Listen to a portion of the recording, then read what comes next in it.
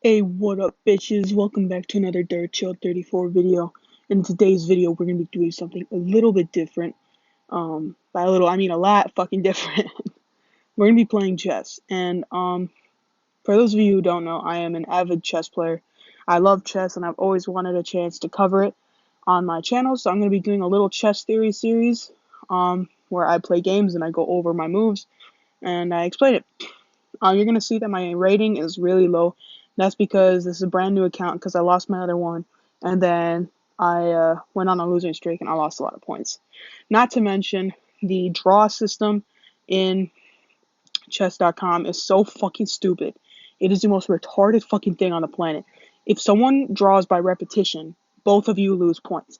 So this one faggot, this one fucking fag, kept repeating check at the end because he knew he was gonna lose, and then he drawed the game, and then I lost 11 points. So that is why my rating is so low. And yes, but we're gonna go over that. We're gonna go with a quick. Let's do 10-minute game. So I'm gonna be going over my thought process, and I'm gonna open with G3. Now the reason I do that, it's gonna open the Sicilian in a, I believe it's called the Henry something variation where I move f to g2. So f1 to g2, so that's a bishop, and this way it'll cover the rook and it'll threaten the d5 pawn. So now we're gonna open with g to f3 with the knight. Hopefully he's gonna push his e pawn, because if he does, I get a free pawn essentially. Why would he do that? All right, I'm just gonna castle here. Sure, I'll lose the knight, but he'll sacrifice the bishop. So I don't know if I should threaten him here or if I should push the d pawn. If I push the d pawn, I secure the e4 square, and I do that by pushing my d3 d pawn to d3. But if I also push the pawn, then I threaten the bishop, which will most likely force him to take the knight or move back, and then I will have ruined my pawn structure. So I'm going to go with d3 here. Let's see if he takes it. If he's that stupid. I think he misclicked. I don't think he meant to move his king. But yeah, since we've secured e4, now I'm going to push h3. And I'm going to give chase here. If I give chase, he can capture with the knight. So I'm going to push. No, that's stupid. I'm gonna make the move of knight to c3. What this is gonna do, it's gonna secure the d5 square, and it puts my knight on a more active position. All right. Let's see what he's gonna play. He's gonna do that. Stupid. I'm gonna just put my bishop right there on d2. So if he captures, I don't have to ruin my pawn structure, and I'm still credibly keeping my bishop on this whole line. I'm gonna move so I can open up a surprise on the d5 square. I'm gonna move my knight here to g5. This way, I can credibly threaten the queen and the rook. I don't think he's gonna see it because he's too focused on his bishops. If he sees it, kudos to him. But as you can see, I have barely developed any of my pieces. My pawns are exactly where they are.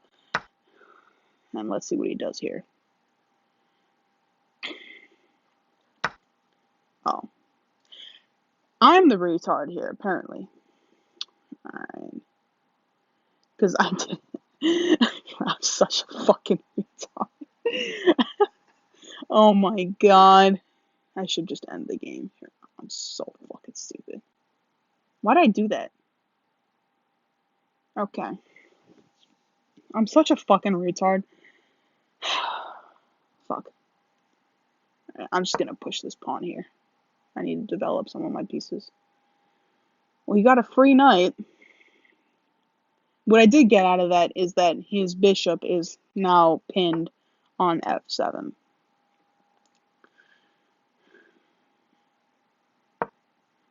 So what happens here, if I push my pawn, my f2 pawn, what I can do is I have two options. I can either leave it there and cover the e5 and g5 squares, or I could create a 4-pawn length chain, which will incredibly threaten his bishop. So putting that pawn on that square gives me a lot of chances. I'm still really pissed off that I didn't see that move. Let's see.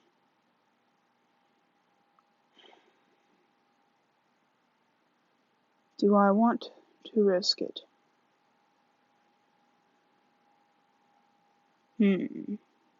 I face a dilemma here. What I could do is offer a trade of knights. So if I move my bishop, I'm not concerned with this pawn right here on h4, because if I take it, it's just going to ruin my pawn structure, and then I cannot credibly defend my position on h3. And if the rook comes and captures, then it's got access to all my other pawns, and then it's got a double attack on the e4 pawn. So I'm not particularly worried about this pawn because where is it going to go? It can't go anywhere if it captures. So I might offer a knight trade, and then this way he captures, puts me in check, and then I capture, and then I can offer a trade of bishops. So we trade everything off essentially. He will be up the exchange, but I have a lot more development. So that's what we're going to do.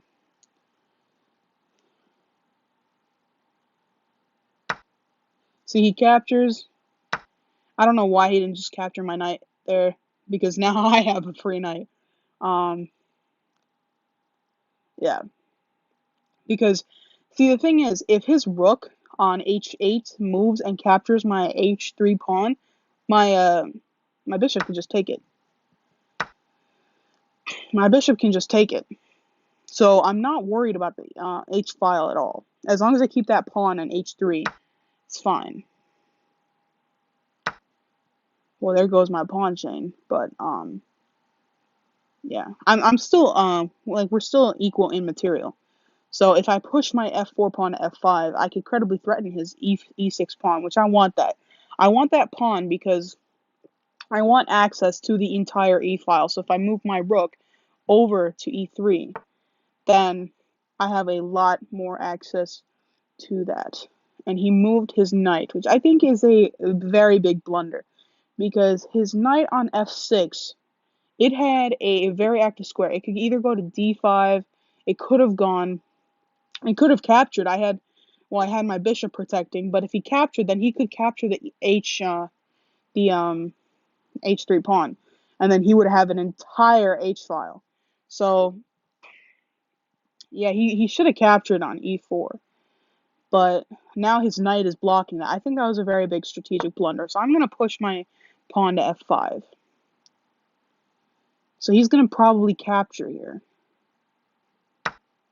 But I'm not going to capture my pawn. I'm going to capture with my knight. This puts my knight in even a bigger strategic position. Yeah, so he's got to force his queen to go back.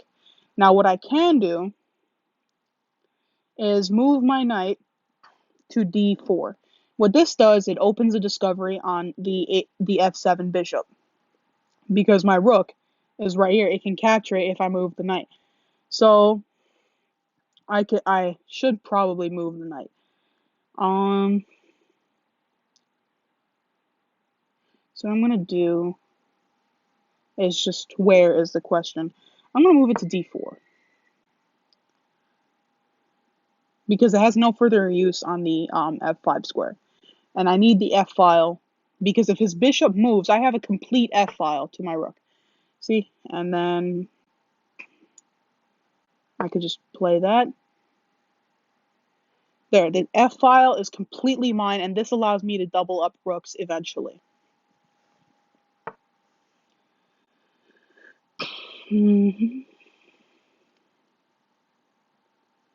So this is actually a smart play by him, threatening my knight. What I can do is, if he takes, like, I can move my queen here. So that way, if his bishop takes my knight, I could take his bishop and he's put in check. And he can't castle, so we're going to be forced to trade queens, or he's going to have to move. And then he has to trade. He has to trade because my queen is on such an active square on z4. So I'm going to move my queen here. Therefore, it is also defending the pawn. So if he captures, I'm pretty sure he's going to capture here. I'm going to just take his bishop. And then he's going to either force a queen trade or he's going to move his king, which would be a very big strategic blunder. That is an even worse move. That is an even worse move. Because I could just capture it right there. I don't know why he did that. Alright.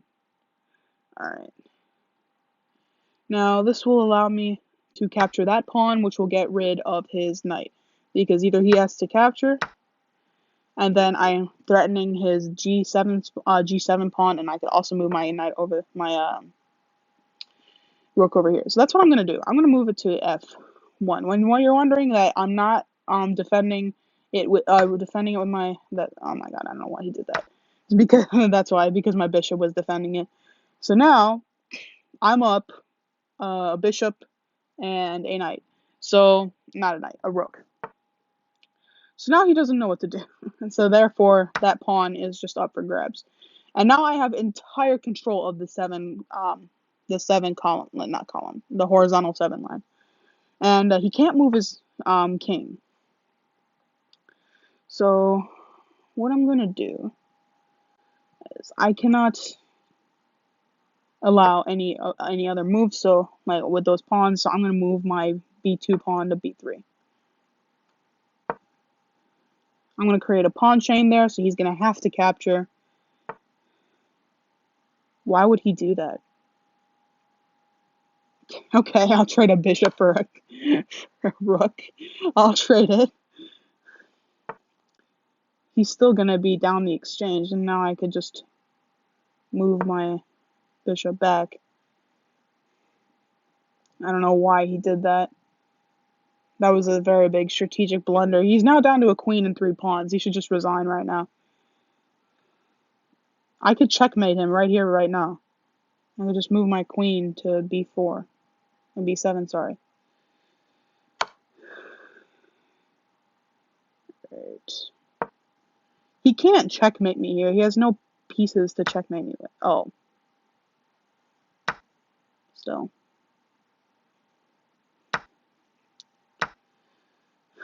Well, my queen was pretty instrumental in that, but no matter, because I could just move the bishop and then...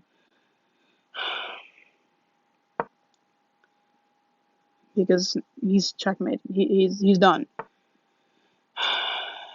GG. Alright.